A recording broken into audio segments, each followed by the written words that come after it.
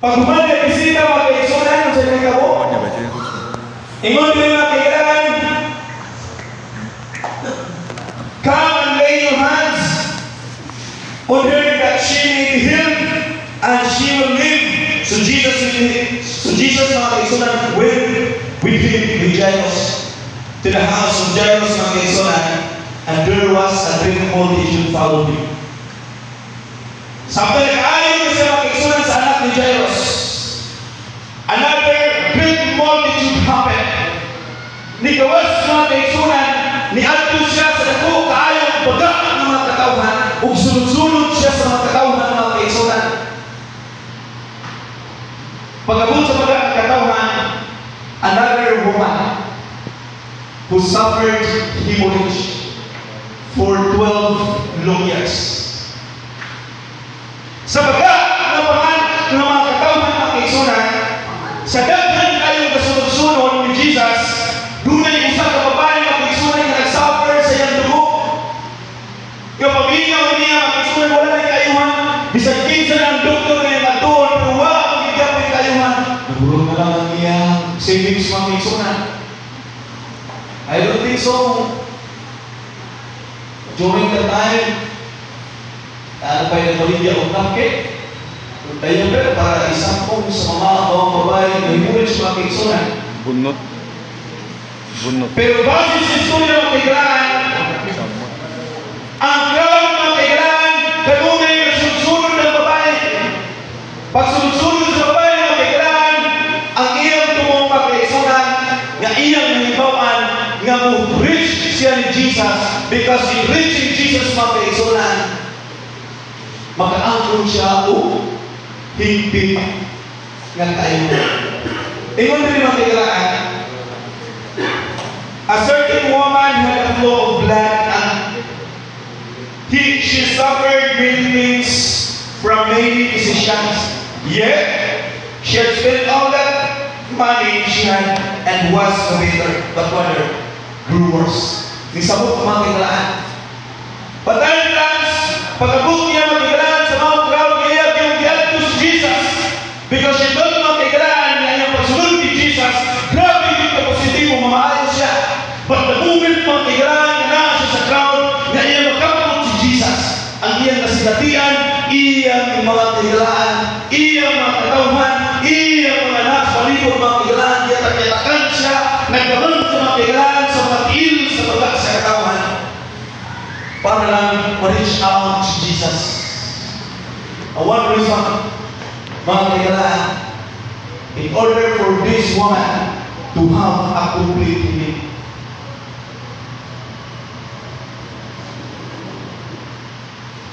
Ingon pa din mga kailangan,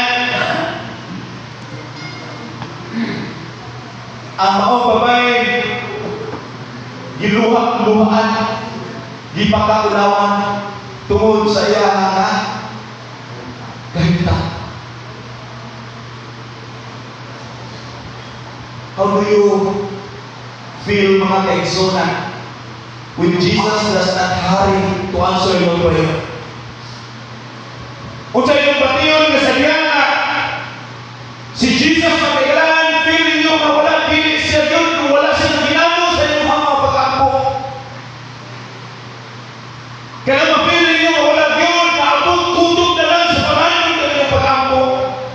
But instead mga kailangan, hindi ka babae, grabe yun ka positibo. Despite of this experience na yun na sinatihan mga kailangan, she was continually reaching upon Jesus. How do you feel? Mga kaigsunan, when someone's request is considered than yours, kailangan mag-self-pity na lang ka, kaingon ka, may pa na si brother ko, may pa na si sister ko. How do you feel mga kaigsunan when your prayer doesn't any hint nga matubag sa Ginoo? Kabalo mo? Ato si Jairus mga kaigsunan, great leader sa salinggo. Ingon siya mga kailangan, grabe, wala di ko paminaw sa Ginoo ba? Kung sa ito dapat ito karoon mga kaigsunan, grabe kung paminaw sa Ginoo. active labor ko. Grabe, wagi mo ipamila sa inuba. Kanunay ko magsimpag kay Pulis. Kanunay ko magsimpag kay Pulis. Kanunay ko magsimpag sa balungi mo anong layo. Kayo ginawa ko. Well, even the delay mga kaisuna, the delay of our prayer has something purpose that which we cannot. Only Jesus. Bisa naman sa mga delay ng mga kaisuna nato di pangayo, ang importante, dito ba sa Ginoo. Amen? Kumantay mo, sa kadugay na kayo ninyo di pangayo, pero kalit lang, wala na ninyo ginahuna, yung matawag. Dito, mag-iksunan din eh. Magkunahuna nila ako, ganun naabot pa nila ako. Ganun karoon pa wala nila tubag. Ganun karoon pa wala nila abot. Nadugay naman nila ako di pangayo. If you imagine mga kaiksunan, ang hemorrhage woman, mga kailan, she suffered 12 long years. Pero mga kaiksunan, it is because the power of God, the power of Jesus, nakaangkot siya ang higpit ng kayuhan. Yan ang kagabilong before I end this message. Pipila makanato din. Nga bisan kung sao, pagpanitaw, mapil na lang yun nato, kung wala yung puslangan, yung natuwa ang pagpangalaga. Awin kong yun. Nga murang malisapway na lang sa itong pagpangalaga, kaya wala bigyan po na nag-experience of the Holy Jesus. Although kanulit ka nagsimba, pero Lord, na mawag yung po nag-experience yung miracle. Ako mga kaigsunan, ako magkawan, kabalo na sila, na natawag yung po kadili ang Adventist. Because ang akong family, na devoted one mga kaigsunan sa kapulit. So, nagdako ko mga kailangan nga nag-yun sa sitwasyon mga kailangan nga wala'y kahilawan. Pag-iabot sa punto sa panahon mga kailangan sa diyan na i-reach out din mo si Jesus, there is something happen in you, in us. Kaya itong wala na mga kailangan. Kung ikaw ang galimuris na babae, gusto mo yung batikot. Imagine mo, bisikin sa lang mga special mga doktor ang imuha ni Pedro. Imong antuan, mga physician, mga kailangan, matiyon ang Biblia. Ang iyahang sakit, nagkagrabi. Kunya ang iyahang mga serious mga kailangan, nahurot mga kaigsunan. Ingon din, ang atuang mga kasalanan mao'y magpasiparin gikan sa Ginoo. Kung imo lang imagine mo kailangan sa kapila na nakasala sa Ginoo, bisag kapila na napakya sa Ginoo, pero ang grasya sa Ginoo kanunay. Sometimes magod kita naman sa atong kagaling, makasala na kita, mahulaw ta mo simba. Uwan na rin tagahan ang mga atong simbahan sa iyo. Nagtagahan para ang pinipil, di na taganahan mo dapat kailangan nakasalata.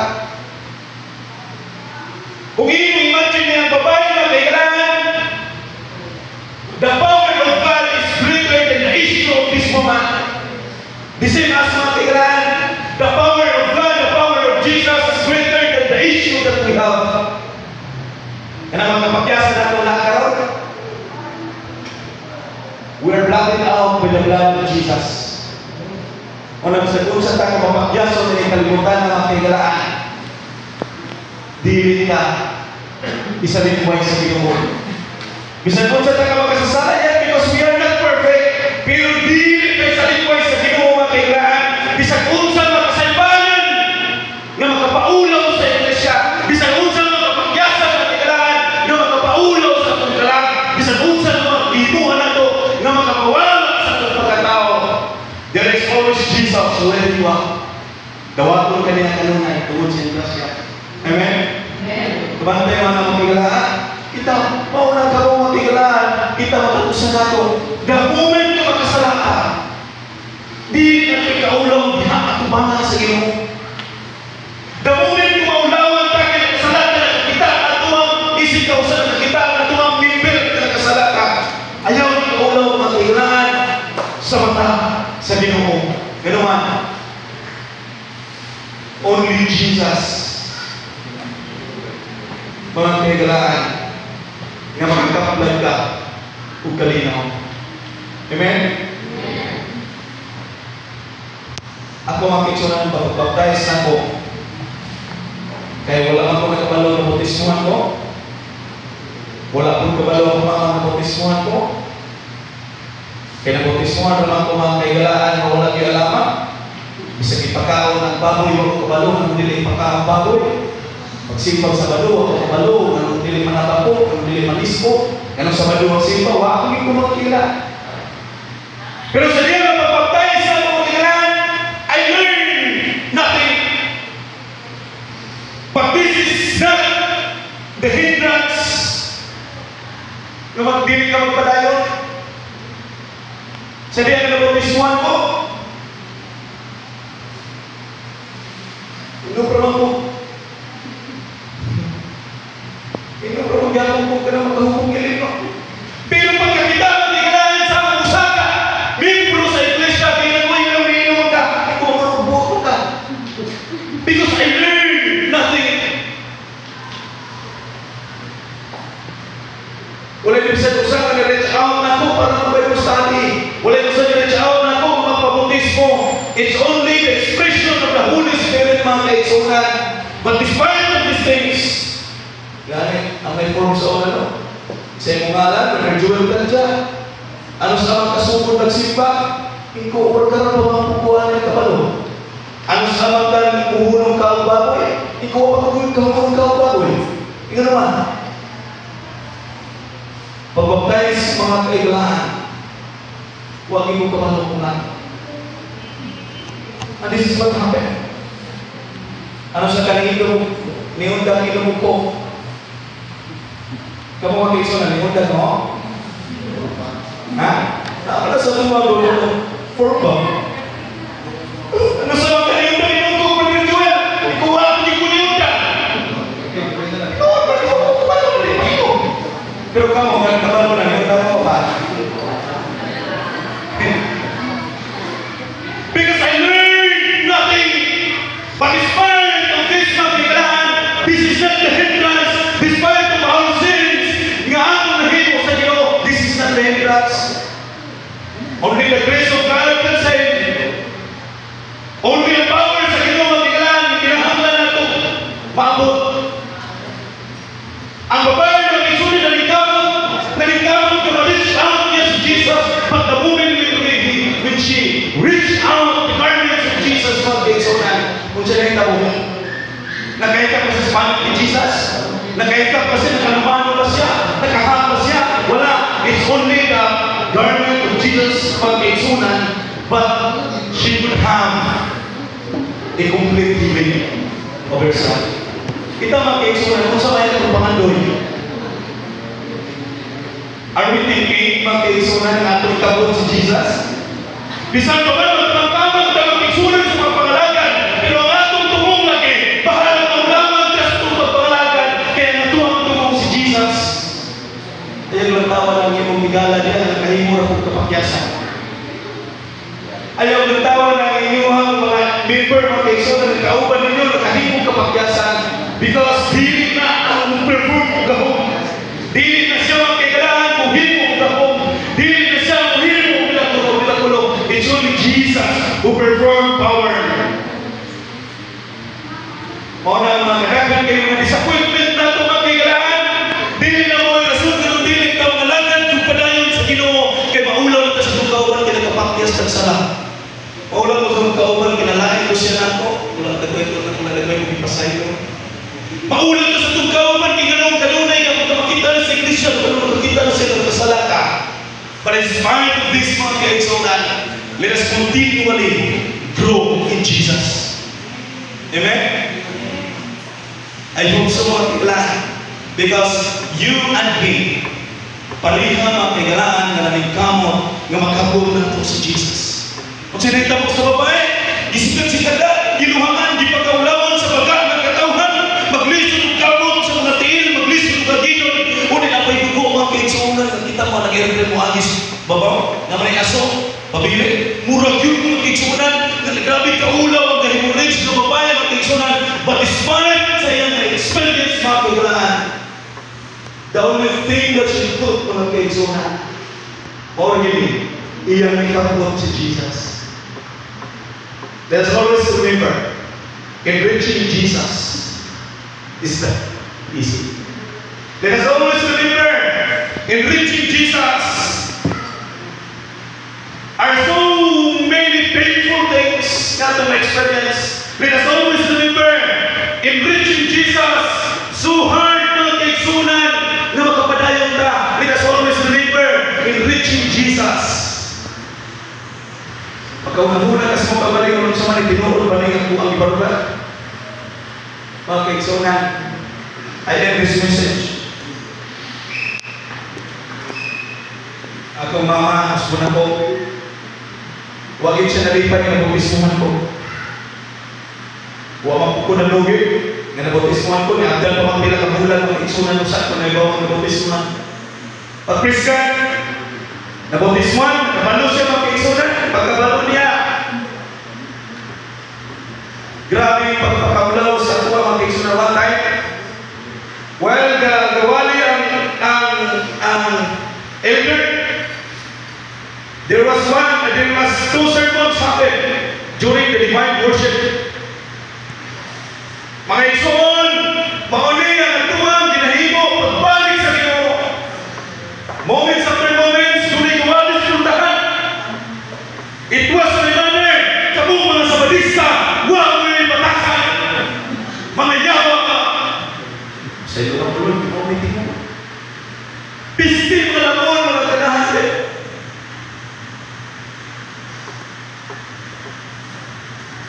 The embarrassing moment, mga kaigsunan, that I witnessed during that time could not stop me in pursuing to reach about Jesus.